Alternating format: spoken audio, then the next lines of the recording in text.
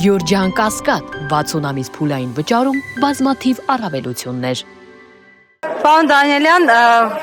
մասնագիտական առումով նաև կխնդրենք անդրադառնաք հակակոռուպցիոն կոմիտեի տարածած ձայնագրություններին եւ առհասարակ այս իրավական պրոցեսներին, որ մեկնարկեցին մինչև Կարապետյանի կալանքի հարցի քննությունը, ընդհանուր ֆոնն է ապահովում, թե իսկապես նմանատիպ դրսևորումներ եղել են կուսակցությունում, որոնք հնարավոր է հետագայում նկատի ունենաք։ Տեսեք, այսօրվա իրականության մեջ այն ինչ կատարվում է ուժեղ Հայաստան կուսակցության այժմ արդեն դաշինքի շուրջ, իրավական տեսանկյունից որակումներ տալը շատ դժվար է եւ անշնորհակալ գործ, որովհետեւ ինչպես տեսնում ենք, գործիքակազմը ամբողջ իրավապահ մարմինների փորձ է արվում իրարել հենց միայն քաղաքական նպատակներով։ Դրա մասին են խոսում նաեւ մարդկանց անմեղության կանխավարկածի վրա ուղիղ ազդեցություն ունեցող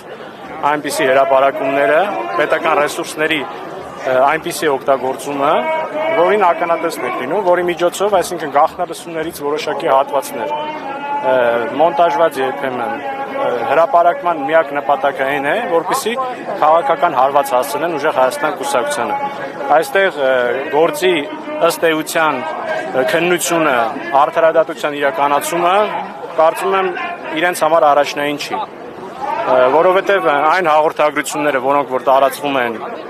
իրավասու մարմինների կողմից, ակնհայտ է, որ միակ նպատակը հենց քաղաքականապես որևէ վնաս հասցնելն է, սակայն դա չի հաջողվելու, որովհետև դա եւս մեկ անգամ ցույց է տալիս իրենց վախերով առաջնորդվելու գործելավոճը։ Բայց դες են մեղադրում վախերի մեջ, ասում են կանանց թիկունքում եք թաքնվում։ Գիտեք, իրենց մեղադրանքները շատ սին են եւ պատասխանել ամեն մի հորինված մեղադրանքի չեն պատրաստվում։ Տեսնում ենք, որ այսօր մեր նկատմամբ ամենատարբեր միջոցներով փորձում են սահմանափակումներ իրականացնել եւ իրենց թուլության մասին է խոսում, որ հենց առաջի հերթին թիրախավորել են կանանց։ Իսկ ինչ վերաբերում է վախերին, մենք տեսել ենք վերջին տարիներին, որ դա իրենց լավագույն ուղեկիցն է դարձել։ Այսինքն իրենք քանի որ առաջնորդվում են վախերով, քանի որ արտաքին հարաբերություններում ձախողումների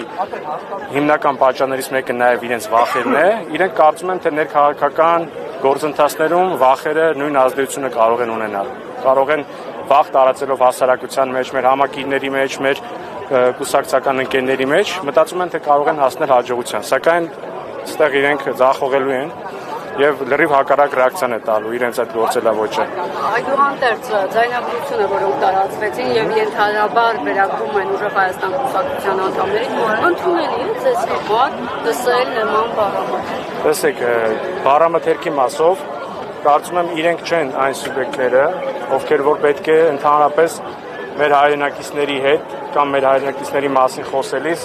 որևէ քննադատություն ունենան, որովհետեւ բնականաբար մեր համար միշտ ընդունելի է եղել մեր հայրենակիցների նկատմամբ հարգանքը։ Մեր նույնիսկ ընդդիմախոսների նկատմամբ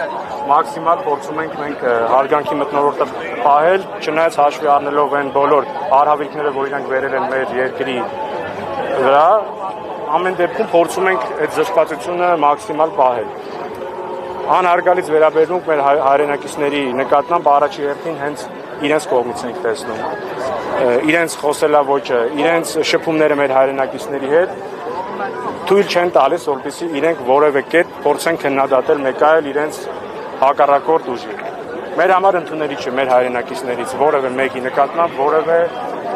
ոչ պատշաճ արտահայտություն։ Այսօր Փաշինյանն ասում էր, եթե Հայաստան դաշինքը ուժեղ գնացնեն խորհրդան, շնորհում է շանգյալ կա Հայաստանում։ Դե տեսնում եք ինքը եւս մեկ անգամ ցույց է տալիս իր խոսելավոճը, այսինքն ինքը հենց ինքն է պիտակավորում մեր այն համակիրներին,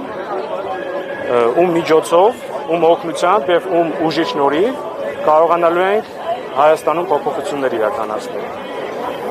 Այնպես որ չի ուզենա շատ անդրադառնալ այդ խոսույթին, որովհետեւ միգուցե իրենց համար ընդունելի է անընդհատ նման խոսույթով, նման բառապաշարով հանրության առաջ հանդես գալը, բայց մեր համար դա ընդունելի չէ։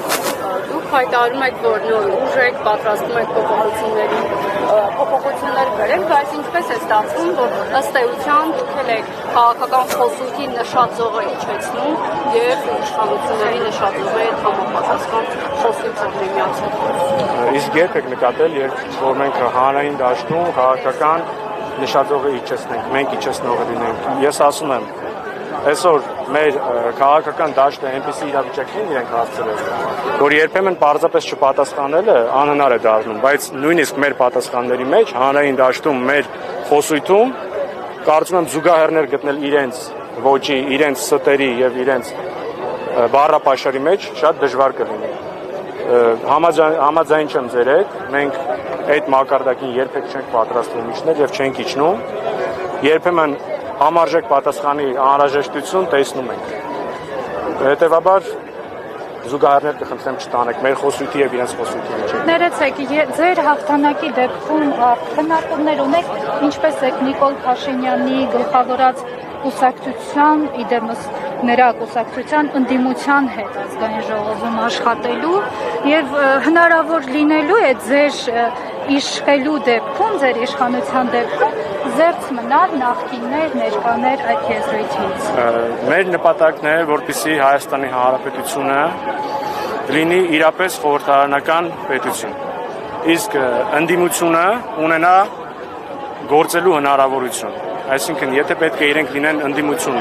եւ իրենց գործելավոճը պետք է նպատակ ունենա, որպեսզի Հայաստանում եւս մեկ դրական օգուտ բերի, բնականաբար փորձեր կարվեն լսելի լինեն, որպեսզի իրենք։ Սակայն եթե պիտի իրանք շարունակեն այն գործելավոճը, որը որ հիմա ունեն, այն նպատակները, որոնք որ դրել են մեր երկիրը